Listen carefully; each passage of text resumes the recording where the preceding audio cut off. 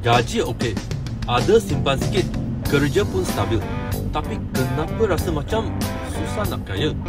Mungkin sebab you terperangkap dalam 5 perangkap. Perangkap pertama, kad kredit. Kemudahan beracun. Senang swipe tapi susah nak bayar. Hampir semua orang tak bayar penuh. Bila tolak faedah, duit lebur.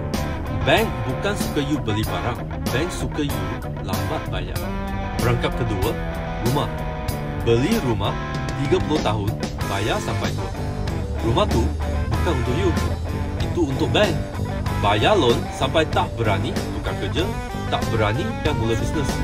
Perangkap ketiga, tak rancang cukai. Cukai adalah perbelanjaan hidup yang paling senyap tapi paling besar. Orang kaya pandai structure income. Orang biasa bayar ikut sistem. Bezanya, satu bina aset, satu kena potong setiap bulan. Perangkap keempat, terlalu fokus pada pelaburan saja.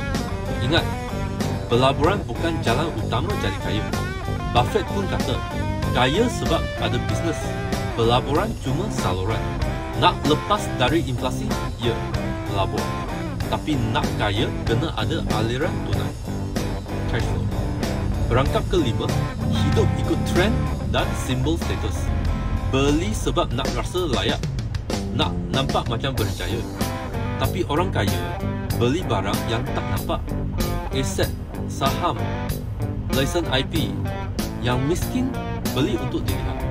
Macam mana nak keluar dari perangkap ni? Ubah strategi kewangan you.